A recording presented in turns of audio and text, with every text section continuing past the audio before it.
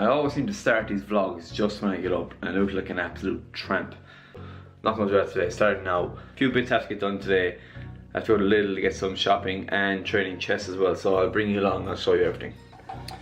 So my first meal of the day was going to be a toasted bagel with some sun-dried tomato, avocado, tomato, and some scrambled eggs. And there's steaks there for later. So that's the finished product there. That's 5 eggs, 2 whole, 3 white, half an avocado, and then just tomato pesto on the bagel. So that's just a really quick and simple breakfast to scrap up straight away. Obviously gonna have a big coffee with that, and that is gonna set us up for the day. Jesus, my hair. And we're ready to rock. Oh, okay, so we're parked up here outside Dunn's or something like that. Just want to take a few seconds to talk about the new plan and the new story. I am now 5 weeks out from a triathlon, so this is going to be a 5-week prep. I'm going to document this on the YouTube channel and show you everything I eat, I train, I do what I do to compete. So like training is going to change, obviously, as in I haven't been doing any sort of endurance cardio or anything like that, so that's going to be implemented now. As regards strength training, it won't change too much, as in I'm still going to be powerlifting training, because I do plan on competing in that before Christmas. So that's still going to be like the primary goal. Just now the accessories are going to be cut out. So I'll have my compound lifts and I'm going to keep them heavy and keep that as like a powerlifting split. But instead of following that with like the hypertrophy style stuff, I'm going to cut that out for the next 5 weeks and just start putting in the triathlon training. So that's going to be, so like right now, that's 1 or 3 sessions a week doing the single exercises. So it's 1 session in the pool, 1 session on a bike, and 1 session running. So the triathlon itself is 6k run, no sorry, a 750 meter swim in the open water, a 24 kilometer cycle, and then a 6 kilometer run, one after the other. So right now I'm just trying to build my endurance up on all 3 things, and then probably 2.5 weeks out I'll start doing block training. So that's a cycle straight into a run, and a run or a swim straight into a cycle. So I'll start implementing those block kind of training probably 3 weeks out, but for now I just want to get my endurance back up and just get back into the swing of things. So far it's not too bad, as in I'm a pretty good swimmer, a pretty good cycler, and okay, I'm a shit runner, but it's going to be the fact of just trying to get them one after the other is going to be the thing. But yeah, no, it's my first time doing it. It's one thing that I had listed at the start of the year as like goals to do in 2016, so in that sense I'm delighted to be able to do this, and I can't wait to do it. And I'm not gonna lie to you, and I want to do well in this. I want to get like top 15, top 10, because I am just horribly competitive in everything I do. Adopting new colors and ranges which improve fit and finishes to suit all.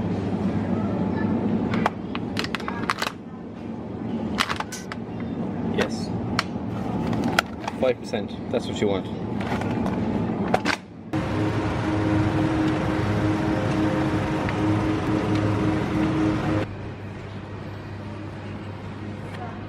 Absolutely. This and this and this.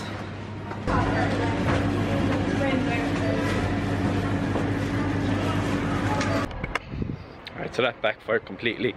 I went in to get courgettes and I ended up spending nearly €40. I didn't even get courgettes. I needed one thing, I didn't get them. Lesson learned. If it's not broken, don't fix it. Just go to Aldi and Lidl. So that's where I'm going now. We need to get courgettes. Okay, so now it's going to be Lidl. I need to get seasonings as well anyway. So if you are getting like seasonings or anything like that, go to Lidl, because they're like 89 cents a jar, whereas any other shop they were like 120, 150, €2 there. So fuck that. Next thing I'm gonna eat is a Fulfill protein bar, peanut and caramel, my favorite one. So on to Lidl. Also, am I the only one who always forgets to bring a bag and has to buy a new shopping bag? It's so hard to vlog, eat and drive at the same time.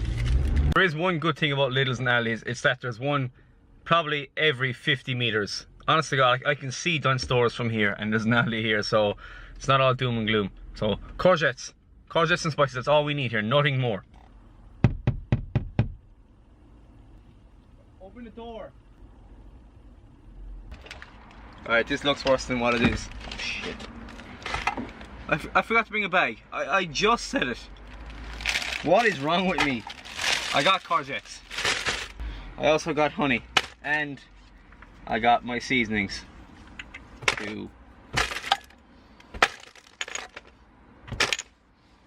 Okay. I also got dark chocolate, coconut oil, linseed, more seasonings, mozzarella. It's not what it looks like. You know what? I don't need to explain myself to you, alright? We could look at this in the sense that I have no self-control when it comes to shopping, or we could look at this in the sense that health and fitness. Sure, man, I have to do a bit of shopping. For anybody wondering what seasonings I got, I needed paprika, sweet chili, mixed herbs, and these are really handy. These are in Aldi again, lemon and herb. There's like rub marinades and Brazilian style barbecue. Really, really good. And that was 35 cent, 35 cent, 35 cent, and I think less than €1 each. So the reason I really wanted to get courgettes was because I'm going to do courgette and quinoa chicken stir fry. So quinoa, how does it go? Quinoa is, everyone knows it, everyone knows it's good for you, but nobody knows how to cook it. So this is a really good way of just introducing it into your diet. And it says in the packet, it's a really good source of protein, but per 30 grams of this, it's 100 calories, no fat, 18 grams of carbs, which is really good, 3 grams of fiber and 4 grams of protein. So it's a really good source of fiber, a good source of plant protein, and this dish itself is absolutely delicious, and it's a really good way of using all these ingredients, because that's the thing people don't know what to do. People know what foods are good for them, but people don't know how to cook the good foods. So I'm going to show you. To make quinoa, it's literally just put it in a pot. So I'm doing 50 grams of quinoa, fill that with water, boil off the water, and that'll take about 20 minutes. The quinoa will really fluff up. So when all the water's boiled off, then go in with a fork and just kind of like rub it with a fork, and it'll really like big and puff up. And it's a good idea to rinse it when it is cooked, because there can be like this little foam and froth around it. So rinse it off with hot water and then throw it into the pan. With that, I'm doing, this is pak chow. So this is like it's like a lettuce kind of thing. I have the packet there. Pak chow. So it's a really good source of calcium, and it's just like, it tastes like celery or anything like that. Mushroom, red onion, yellow bell pepper, and that's just the end of the courgette. And the courgette, I used a spiralizer. So literally you put your courgette in that, twist it, and it comes out as like spaghetti things. So like, I'm not even tracking calories in any of that, so you can see how like these meals are really high in volume for really low in calories. All micronutrients got, all my phytonutrients got. So that's it, finished there. So the quinoa is probably the longest thing. The quinoa takes about 20 minutes to cook. So just boil it off, rinse it if you need to, and then add it to the pan with your vegetables and your chicken. Then throw in your courgette, and then when that's all fried off, definitely add in some basil pesto. Now I have a recipe for this, so I'll make that someday to show you how to make pesto, but that one from the Happy Pear is just as nice. So that's it.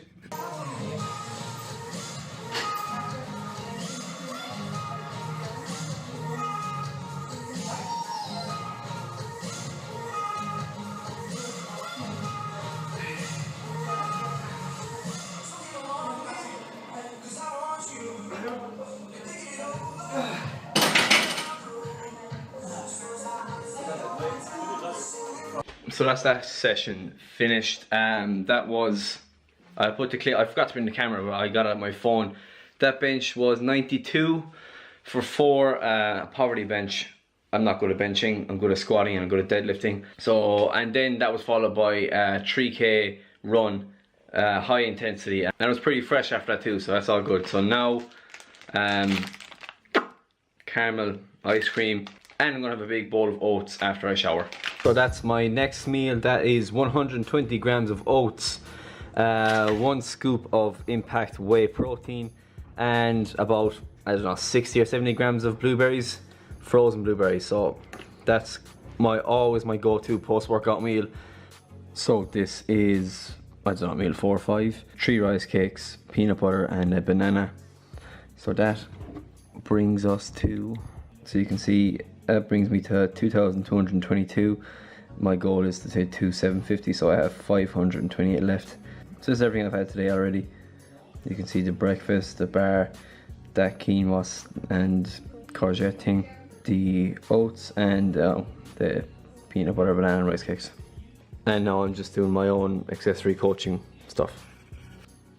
So this is going to be my last meal of the day. This is 200 grams of Fage Greek yogurt that I bought today, with some blueberries and my homemade chocolate caramel squares. So I had a lot of fats to hit, so this is really good and high in fat, just because it's mainly made of peanut butter and just some dark chocolate in the base is coconut oil and stuff as well, so that's high in fat. And the recipe for that will be up probably the weekend. So that tops my calories and macros off for the day. So I'm gonna wrap things up here. That's pretty much my day done. It was a pretty good example of like a full day of eating for me. A lot of whole foods and a lot of cooking. So hopefully you learned something, and I will see you in the next episode.